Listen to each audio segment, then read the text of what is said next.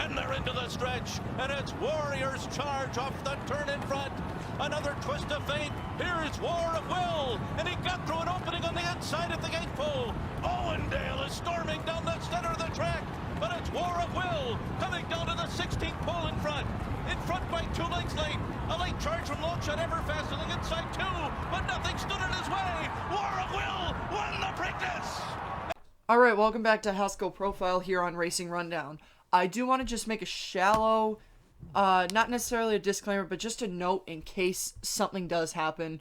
On Saturday, if you're not aware, if you don't live on the East Coast of the United States where the Haskell is going to be run this year, if you're not aware of that, something that has been going on is, and will continue to go on, is there has been a lot of heat out here on the East Coast, and that has affected some races.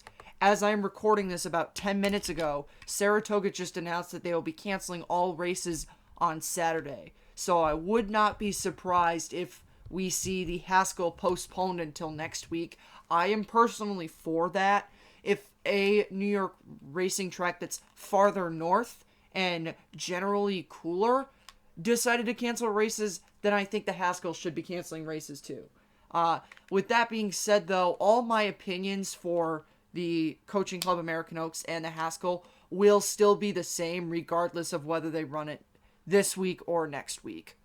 So I just wanted to put that note out there. I am in favor of the Haskell being postponed until next week. I'm always in favor of doing stuff that's best for the horses.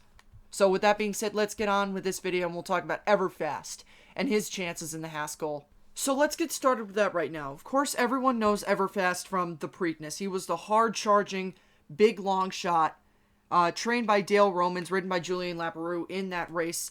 Everfast came flying up from the back to finish second to War of Will, who got an absolute dream trip in the Preakness and was able to avenge his defeat in the Kentucky Derby under, at the very least, questionable circumstances. And that got a lot of people interested in this horse, and I really don't see why there was ever that much interest in Everfast. Everfast is kind of the horse, like, you remember looking at Lee from the Kentucky Derby a couple years ago, and even you can put Country House in this division. There's always a horse in the Kentucky Derby that's a big long shot that comes flying late to fill out an exacta or a trifecta or a superfecta.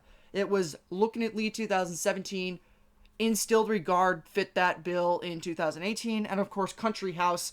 Like I said, Country House was going to be. Country House was that horse that filled out the exact, and because of the disqualification, Country House was the winner again, but he was the winner via disqualification. I'm not, if you were somehow not aware of that, that happened. I can't figure out any person that would not be aware of that, though. But taking a look at Everfast, really, this horse has no business.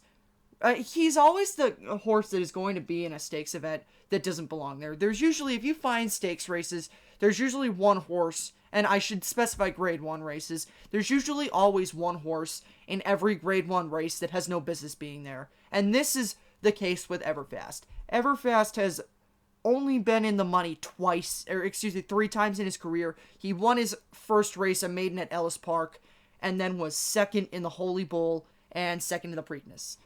Some of his other highlights, he was 5th in the Iroquois September Stakes race at Churchill Downs, 8th in the Breeders' Futurity, 14th in the Kentucky Jockey Club.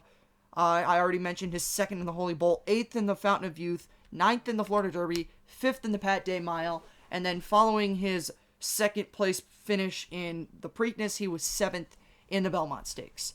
So this horse definitely is not a proven winner. And I have no idea why this horse is not 20-1 on the morning line, because I'm looking at it and Bethlehem Road has actually won races before.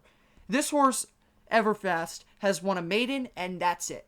And was 2nd in a Triple Crown race under circumstances that usually a long shot is in the money at some point in these Triple Crown races.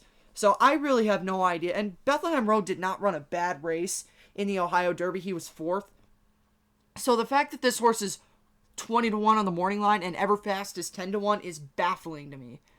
The one thing that he does have going for him in this race is he is a horse that can lay off of speed, and there is enough of that in this race with Maximum Security, Jovia, King for a Day, and Bethlehem Road. All horses that are going to be on the lead. Not necessarily saying there's going to be the type of speed that Bethlehem Road needs to win a race, but it's definitely there, the fact that there are horses that show speed at points. But really, the takeaway with Everfast is this horse has no chance to win this race. There are a couple horses in this race that I think have no chance. Him, and I'll get to Spun to Run later on, but I think he and Everfast are just completely overmatched. And I would not be surprised if Everfast is the longest shot on the board. He should be, but I don't think he's going to again because he did have that, I'm not even going to say great run in the Preakness, but he did have that run in the Preakness. So let's give him credit for that. He did run second in the Preakness. Congratulations, Everfast. But really, my final take on this horse has no chance and really has no business being at the odds that he is at. So with that being said, I will see you guys for the next video, Jovia. We're going to talk about him and his chances for the Haskell. Like I said, I would not be surprised if the Haskell does get postponed. I'm in favor of that. Not sure whether or not it's going to get postponed, though. So I will, like I said, I will see you in the Jovia video. Once again, if you want more from Racing Rundown, follow us on social media, Instagram, Racing Rundown Podcast, Twitter, Rundown Racing, and also subscribe to the actual podcast on iTunes, Spotify, iHeartRadio. We are now newly on iHeartRadio. So wherever you get your podcasts at, subscribe us there. And that's it for this video. Ortiz and an Epic Dreamer have the lead over Jose Ortiz and Maximus Mischief, who's up on the outside second. Harvey Wallbanger got a ground-saving trip. He has the short stretch to work with, but he's under a full head of steam now. Still many chances with less than an eighth to go. Maximus Mischief, Epic Dreamer, Harvey Wallbanger continue.